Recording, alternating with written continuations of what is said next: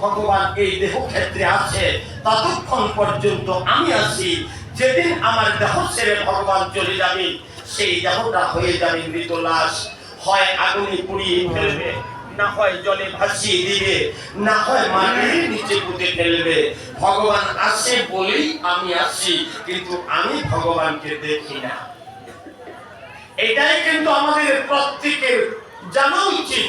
আমার ভগবান যদি আমার মাঝে থাকে তাহলে আমি কেন ভগবানকে দেখি না, আর কি করিলে দেখিতে পারিব?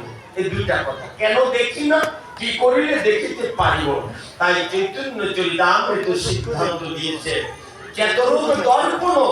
এই চিত্তরূপ দর্পণটাকে তুমি মার্জন করো কি দিয়ে? দুইটা ঔষধ।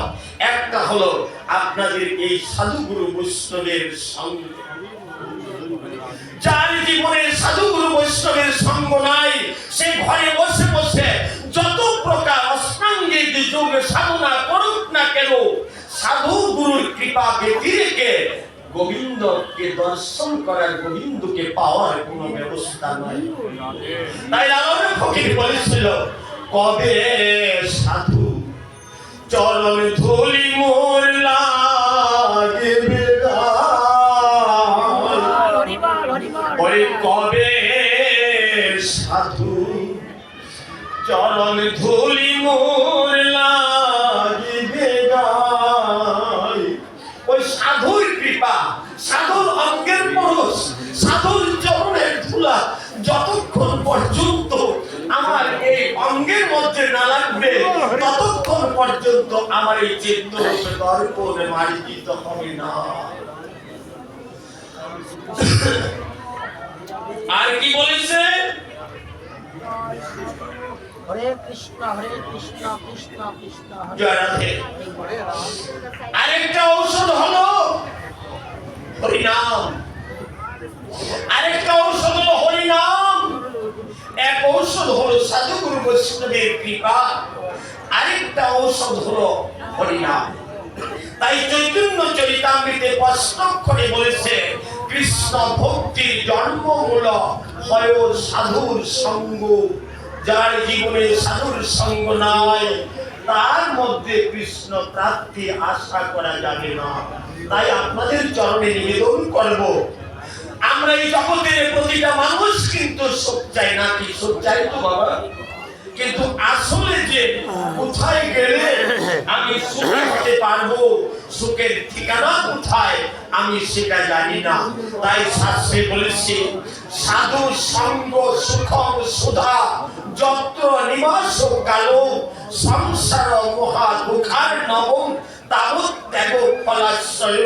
বলে মানুষ যতক্ষণ পর্যন্ত তুমি এই সাধুগুরু বৈষ্ণবের সঙ্গের মধ্যে থাকিতে পারবে ততক্ষণ পর্যন্ত তোমার জীবনের সব চাইতে সুখময় সময়।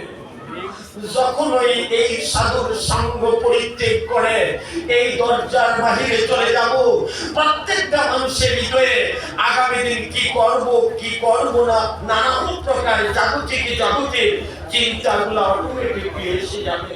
কিন্তু এই সঙ্গের মধ্যে যতক্ষণ পর্যন্ত থাকতে পারবো ততক্ষণ পর্যন্ত কি আসলে বাবা এই মুহূর্তে কি আমাদের মনের ভিতরে কোনো জাগতিক চিন্তা আছে?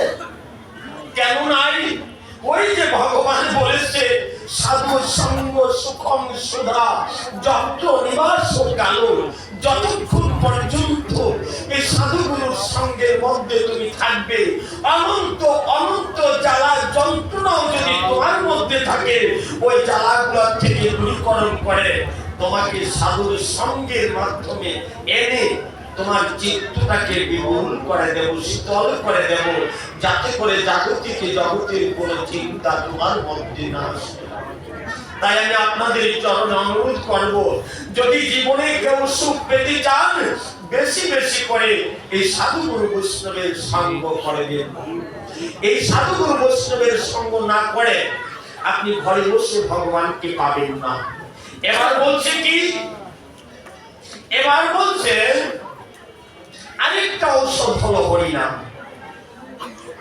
এবার এই হরিনাম করতে গিয়েও কিন্তু আমরা কিভাবে হরিনাম করতে পারলে যে আমার চিত্তরূপ দর্পণ মার্জিত হবে, আমার গোবিন্দকে আমার হৃদয় মন্দিরে দর্শন করতে পারবো, সেটা আবার অনেকে জানি, অনেকেই জানি না। এই হরিনামের আশ্রয়, হরিনাম আবার তিন ভাবে নামটাকে দেওয়া যায়। একটা হলো কায়িক বাহ্যিক, অর্থাৎ বচন দ্বারা আমরা মুখে উচ্চস্বরে যে হরিনাম করতেছি, এটা হলো বাহ্যিক জপ। আরেকটা হলো কায়িক জপ, আরেকটা হলো মানসিক জপ। তাহলে জপ কয় প্রকার? তিন প্রকার। কোন প্রকারে জপ করিলে আমার চিত্তরূপ দর্পণ মার্জিত হবে? আমরা ভাবি যে বাবা আমি আজকে 16 মালা জপ করেছি, 16 মালা জপ করেছি বিদায় আমার চিত্তরূপ দর্পণ মার্জিত হলো। না গো বাবা, 16 মালা জপ করে মালার থলি রেখে দিলেন আর সারাদিন আকথা কুকথা বলে সময় নষ্ট করলেন, আপনার চিত্তরূপ দর্পণ মার্জিত হবে না। আপনার চিত্তরূপ দর্পণ মার্জিত হতে হলে শাস্ত্র কি বলেছে সেদিকে একটু লক্ষ্য করতে হবে। তাই বলছে ওরে মন, হরি বলা মুখের কথা নয়, কায়িক বাহ্যিক মানসিক ত্রিবিধ সাধন সদা উচ্চ। শুধু রসনায় নাম নিলে হয় বাহ্যিক সাধন, কায়িক সাধনে কথাগুলো খেয়াল করতে হবে। ওরে মন, হরি বলা মুখের কথা নয়, কায়িক বাহ্যিক মানসিক ত্রিবিধ সাধন। রসনায় নাম নিলে হয় বাহ্যিক সাধন। কায়িক সাধনে যার মতি শ্রী রাধিকা করা প্রকৃতি, পঞ্চতত্ত্বে দেখায় জ্যোতি সুবর্ণের বরণ, হয়ে প্রেমে মগনা পেলে রাধা তত্ত্ব উপাসনা, আসলে সেই উপাসনা কায়িক সাধন। এই দেহ ব্রহ্মাণ্ড মাঝে স্বয়ং ভগবান বিরাজে, বংশীর ধ্বনি হয় ঘনাগণ হৃদি বৃন্দাবন, পেতে যদি চাও তারে দম সামালো দমের ঘরে, ব্রহ্মানন্দ সদা বলে এই হলো তোর মানসিক। জয় রাধে। মন দ্বারা ভগবানকে ডাকা কতবার? এই জাগতিক জগতের প্রতিটা মানুষের একদিনে 24 ঘন্টা 21,600 বার শ্বাস প্রশ্বাস আসা যাওয়া করতেছে। বলছে তুমি গুরু প্রদত্ত কৃপা পাওয়ার পর এই অজপা নামকে যদি 21,600 বার তোমার মন দ্বারা নিতে পারো, তাহলে তোমার চিত্তরূপ দর্পণ মার্জিত হবে এবং ওই নামের মধ্যে নামি এসে হৃদ মন্দিরে দর্শন করে ভক্ত ভগবান এক হয়ে আনন্দ রসে।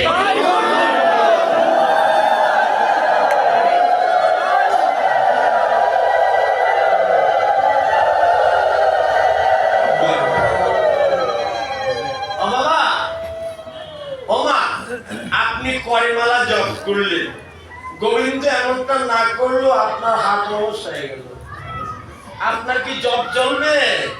চলবে না। আপনি বচন দ্বারা নাম নেওয়ার অভ্যাস করেছেন, আপনার মুখ বোবা হয়ে গেল, আপনার নাম কি চলবে? কিন্তু মন দ্বারা যদি আপনি নামটাকে অভ্যাসে পরিণত করতে পারেন, আপনি 5 বছর যদি হাত পা নাড়তে পারেন না, কিছু খেতে পারেন না, নল দ্বারা আপনাকে খাওয়াচ্ছে, তারপরেও যদি কোনো ভক্ত গিয়ে বলে দাদা আপনার গুরু নামটা কি মনে আসছে? বলে হ্যাঁ দাদা নামটা মনে আসছে, আমি এই নামটাকে আশ্রয় করি তো আসি দাদা।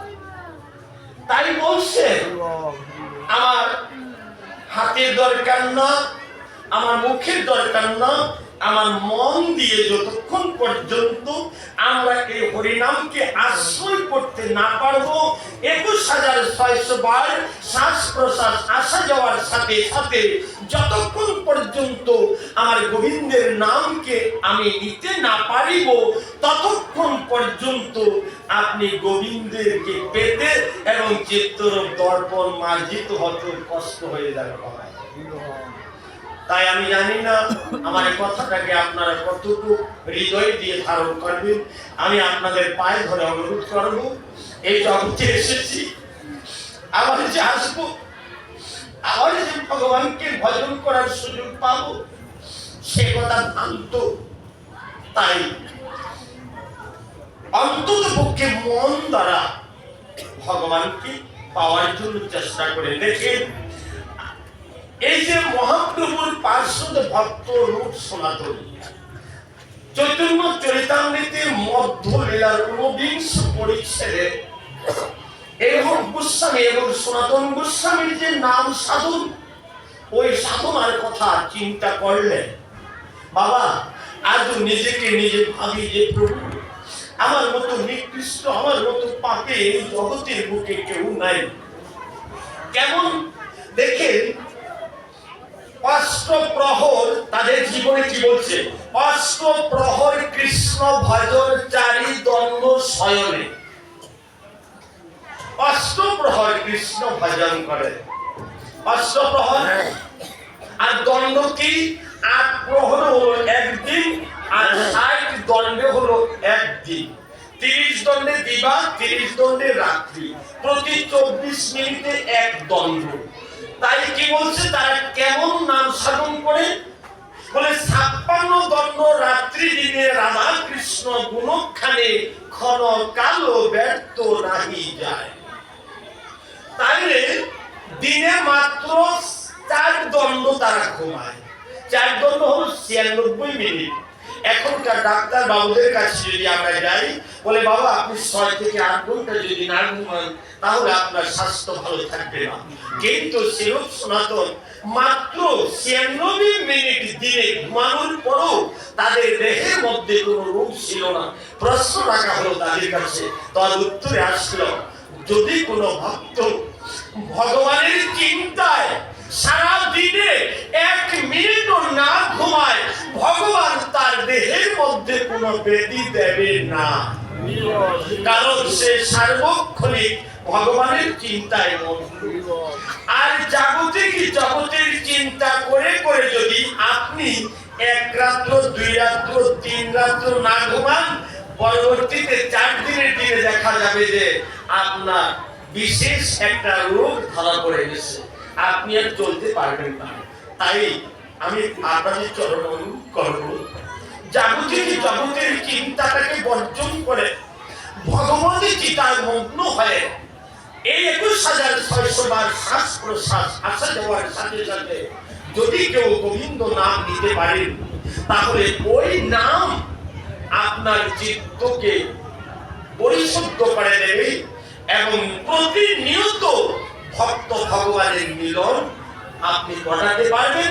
ভগবানের দর্শন আপনার এই মন্দিরে করতে পারবেন, অন্য কোথাও ভগবানকে পাওয়ার জন্য যেতে হবে না।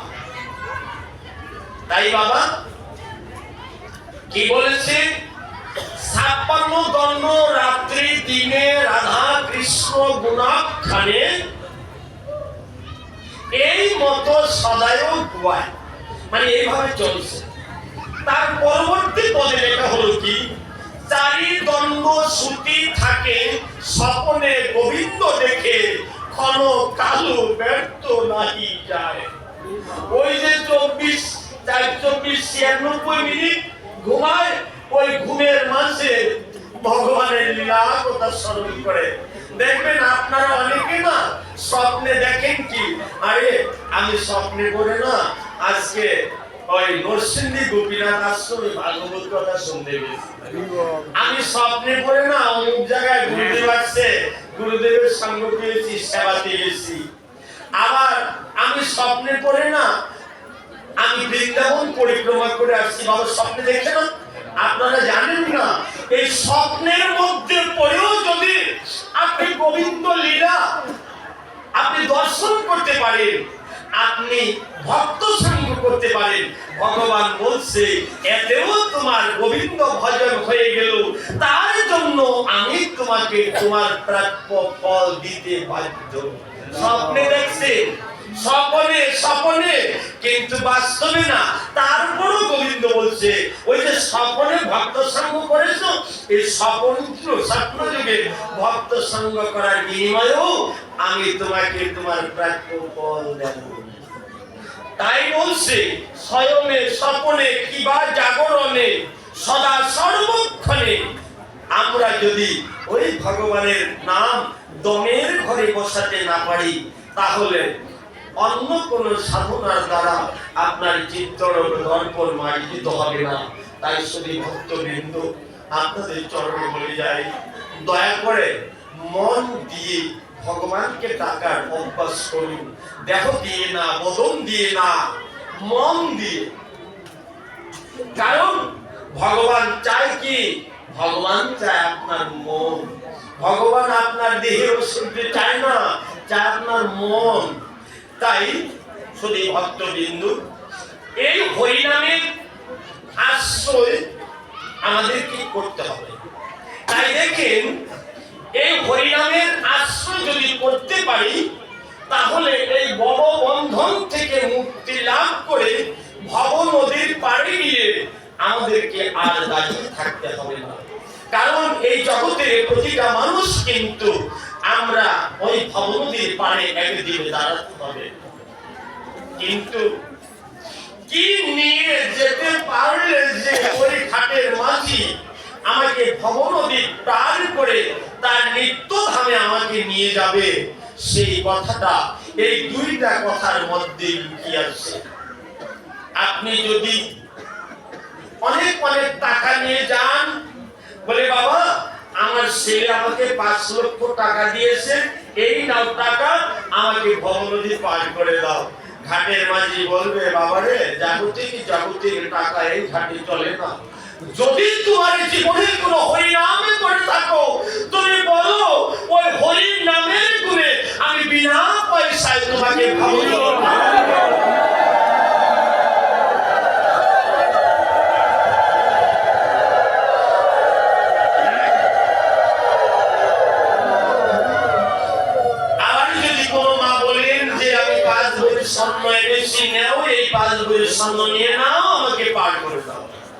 ওই ঘাটের মাঝি বলবে, মাগো এই জাগতিক জগতের সোনা দিয়ে তুমি পার হতে পারবে না। তোমার জীবনে যদি কোনো সাধুগুরু বৈষ্ণবের সঙ্গ থেকে থাকে, তুমি বলো ওই সাধুগুরু বৈষ্ণবের সঙ্গের গুণে আমি তোমাকে বিনা পয়সায় ভব নদী পার করে দেব। তাই আমরা এই দুইটা কর্ম, একটা হলো হরিনাম আর একটা হলো সাধুগুরু বৈষ্ণবের সঙ্গ। এই দুইটা কর্ম করতে পারলে আপনার চিত্তর দর্পণ মার্জিত হবে, আপনার ভগবানকে আপনার হৃদয় মন্দিরে দর্শন করতে পারবেন, আপনি বৃন্দাবন পরিক্রমা করা লাগবে না। আরেকদিকে এই দুইটা কর্ম যদি করতে পারেন, তাহলে ওই ভব নদীর ঘাটে গিয়ে দাঁড়িয়ে থাকতে হবে না। আর না হয় ওই ভব নদীর ঘাটে গিয়ে প্রতিটা মানুষ আমরা কি করতে হবে? ও দীনবন্ধু